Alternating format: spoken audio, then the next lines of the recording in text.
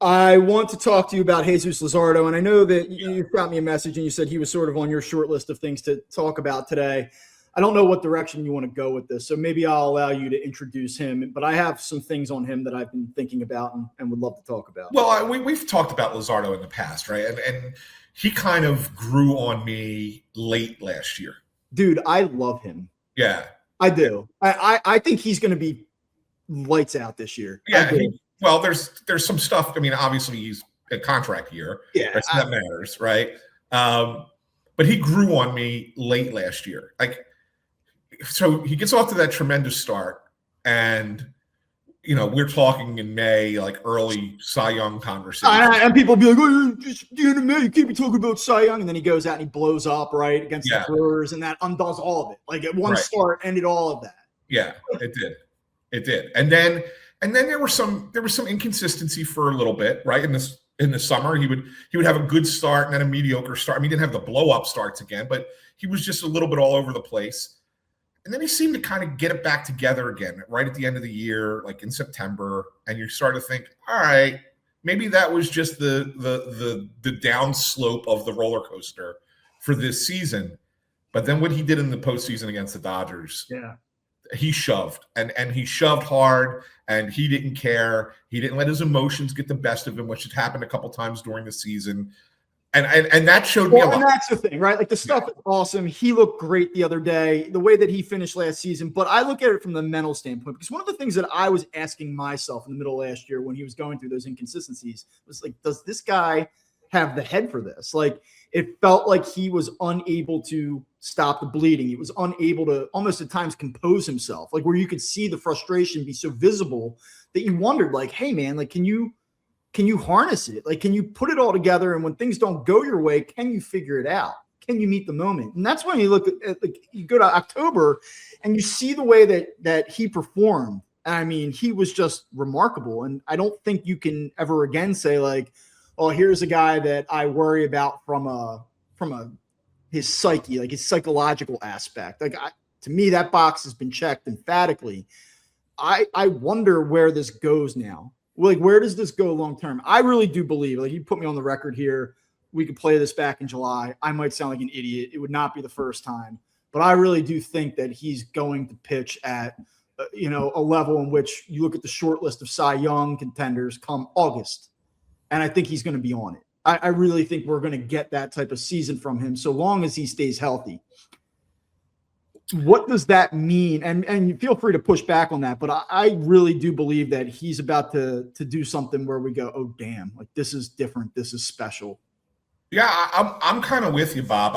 I really think that he's going to be, and we talked about this too, if we go back to one of the off-season episodes that we did.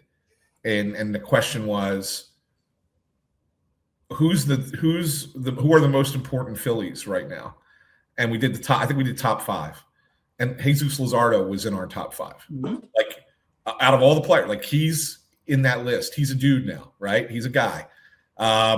And this could be, if you go back to 24 and the year Christopher Sanchez had, where he kind of like, arrived a little bit, right? And you're like, yeah, like this is a good pitcher.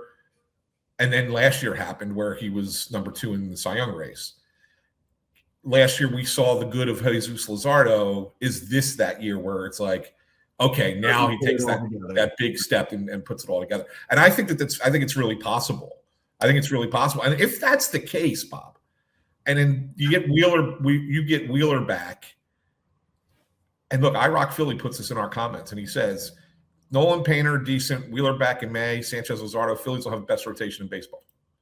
It gets interesting, like it does. And you talk about the lack of depth right now, and there is a lack of depth right now. And you can do this with pretty much every team. They say but like the Phillies are in a massive state of if Wheeler comes back and is that guy, and Luzardo is the guy that you think he can be, or that I think he can be, or we think he can be.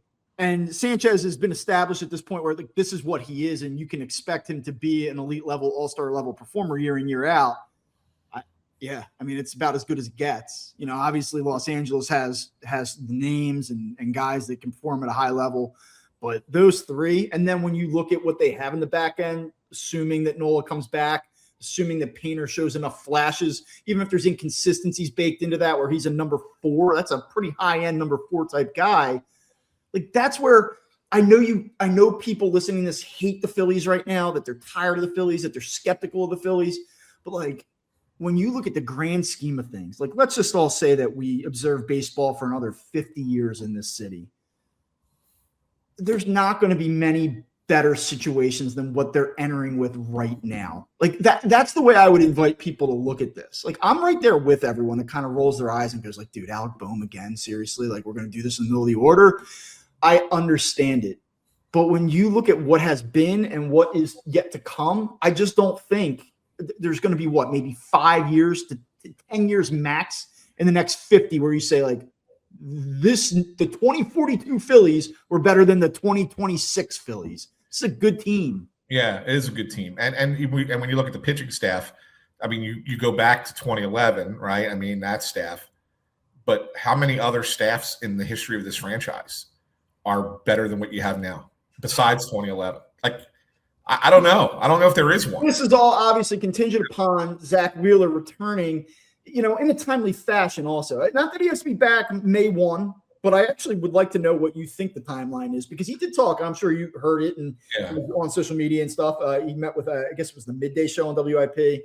And he's like, I'm not going to say the target date publicly, but we have one. And at the end of his spiel, he said, I feel great. I know it's all encouraging right now. All signs point to progress and maybe being a little bit on the front side of a potential target. What are we thinking here? Well, I think that there's a real possibility that it's the end of April.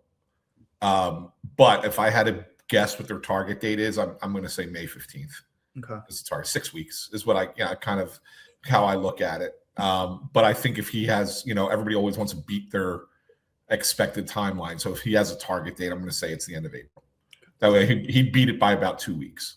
I don't want to get too far off the conversation before we come back to this. Just to say Jesus Luzardo has the type of year that we're anticipating. Are you surprised at all that the Phillies – we don't know if they did or they didn't, but are you surprised that the Phillies didn't extend him now? And to what degree does the labor uncertainty play into that for both the player and the organization? Probably both. Probably that. I think that it's that. I think the Phillies would and want to sign Luzardo, and I don't know. I get the sense that he would want to stay here. I mean, why would you want to chase money elsewhere when you're on one of the halves and you have a chance to win? A team that will pay you, and by the way, you have a chance to win. Like, there's only a couple other teams that you would consider, right, in that regard. But I do think that the economics of the sport will dictate that a little bit, because I don't know. I mean, if you're the player, are you taking a risk? Because if a salary cap is implemented, do you make less? Do you really believe that the salary cap won't come into play, and then all of a sudden teams have to spend a little bit after time off, and now I'll make more? Like, it's a gamble, I think, and obviously it's a gamble that you don't get hurt as well. But I do think that plays into it. I think know you're dialed into the impending labor war here. Oh, yeah. I've been starting to educate myself at a pretty extensive level, and boy, like, I don't know. I know everyone's like, I don't see how you can implement a salary cap. I know a lot of smart people are sort of landing there, and I kind of keep coming back to the idea that I just don't know that. I don't know that baseball is going to settle for anything short of it. I really don't. It's going to be a game of chicken. Who's willing to go out and hold out longer?